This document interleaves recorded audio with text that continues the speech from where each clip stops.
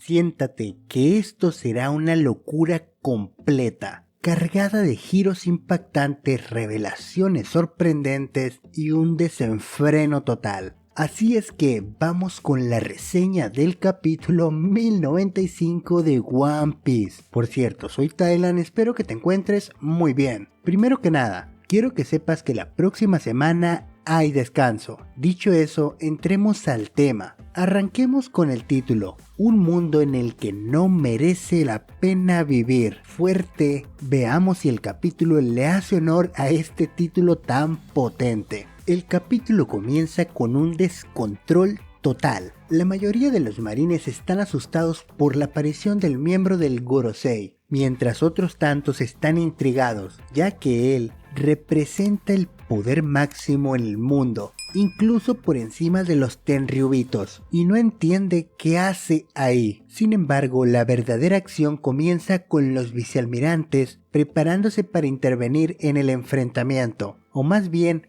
en el ataque unilateral de Bonney, solo para recibir una orden inusual de Saturn. Este enigmático personaje les dice que no interfieran, ya que ha dejado que la pirata lo ataque. De lo contrario, eso nunca hubiera sucedido. Saturn muestra un control supremo sobre su cuerpo al sacar la espada de su propia carne, revelando habilidades que van más allá de lo convencional. Al regenerarse e incluso la sangre es absorbida sin dejar una sola marca detrás. Antes de que algo más pueda suceder, Saturn, con una extraña habilidad proveniente de sus ojos, ataca a Bonney. Y casi al instante la misma habilidad es usada en contra de Sanji, quien es golpeado por ella sin poder responder. Saturn muestra este extraño poder que deja a todos atónitos, intrigados y un poco asustados. La atención se centra en Kizaru, quien aún está en el suelo tras el anterior enfrentamiento contra el joven Yonkou. Se disculpa con Saturn admitiendo su falta por no cumplir la misión, y Saturn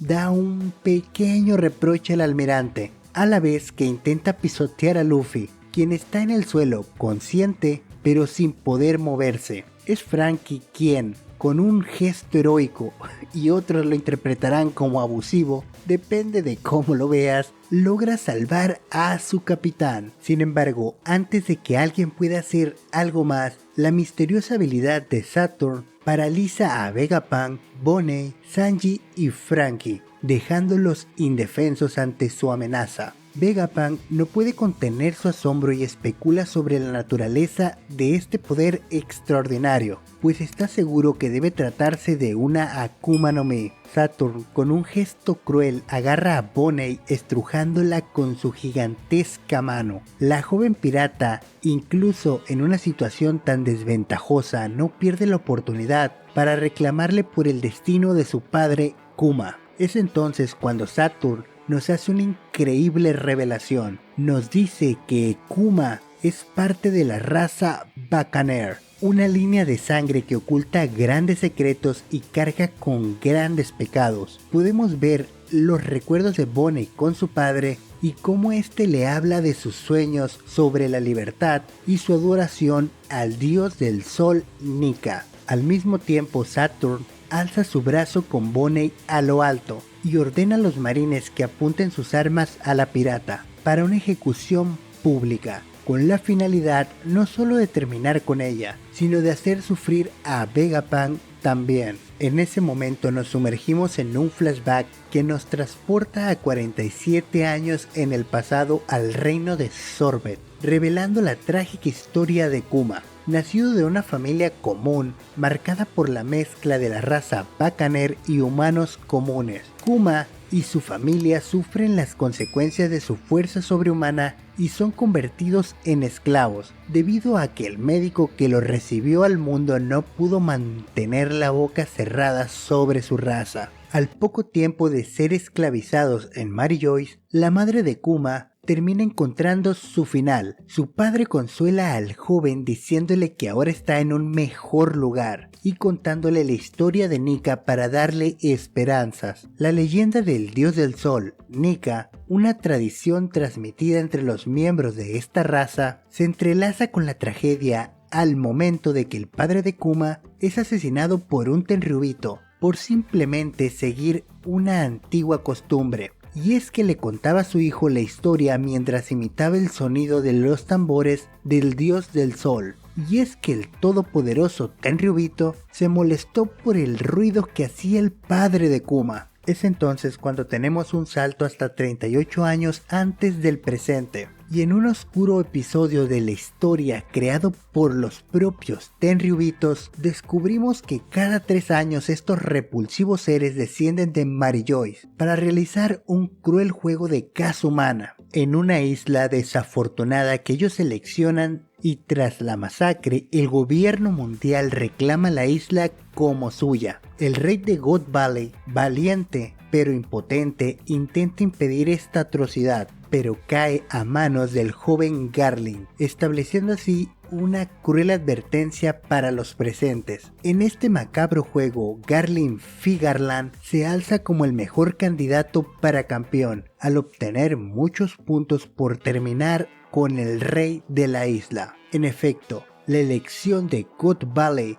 como escenario revela la retorcida personalidad de los Tenryubitos, pues usar la palabra Dios en el nombre de la isla es un pecado imperdonable que ha conducido a este terrible escenario. En un giro sorprendente, Saturn, con exactamente la misma apariencia que en el presente, se encuentra en God Valley, pero es entonces cuando la trama se entrelaza con el destino de Kuma. Descubrimos que el flashback de Kuma, el Bakaner, parte de la raza con sangre de gigantes, nos sitúa en un momento crucial, donde es arrastrado en God Valley por otros esclavos, precisamente el momento en el que dos figuras misteriosas aparecen, un joven Emporio Ivankov y un alegre Ginny. Ambos son jóvenes esclavos enfrentándose a un destino sombrío. La interacción entre Ivankov y Kuma plantea preguntas sobre las elecciones que se avecinan. Ivankov,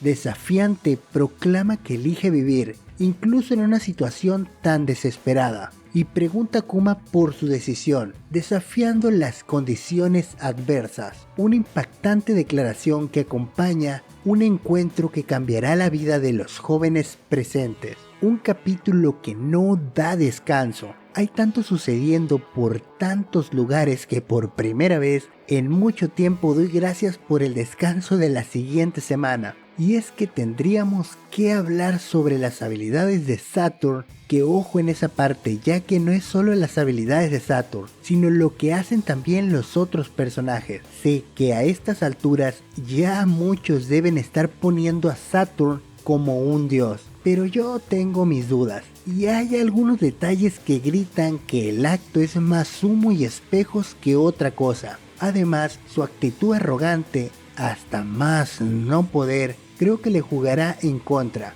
Pero de eso hablaremos en un video aparte. Ya entrados en el flashback, el hecho de que Saturn tenga la misma apariencia que tiene hoy en día es como menos interesante. Y si echamos mano de algunas teorías de la comunidad, va a resultar que los miembros del Gorosei en realidad son viejos fósiles vivientes. Antes diría que eso era una locura, pero en este momento ya no estaría tan seguro. ¿Tú crees que Saturn en realidad es mucho más viejo de lo que parece? Pero es que no es solo Saturn. La trama de God Valley también pinta muy interesante, sobre todo por el tiempo. 38 años. Sin lugar a dudas tendremos que ver el incidente donde se enfrentan Gar y Roger contra los piratas Rocks. Luego tenemos al joven Figarland, que con él creo que Oda nos acaba de responder una pregunta que tiene más de 500 capítulos en el aire. Y por supuesto que tengo que hacer un video sobre ello. Y eso que ni siquiera te mencioné nada de Kuma e Ivankov. Además de Ginny, que te haré la apuesta más loca del día y diré que es la madre de Luffy. Está bien, puede que sea más probablemente la madre de Bonnie, pero un hombre puede soñar. No perdamos la esperanza sobre la madre de Luffy. En fin, este capítulo fue una completa locura. Aunque más loco sería que no puedas recordar a los 19 personajes que pueden usar Haki del Conquistador actualmente. Por si acaso te dejo el video en pantalla. Que tengas un gran día. Adiós.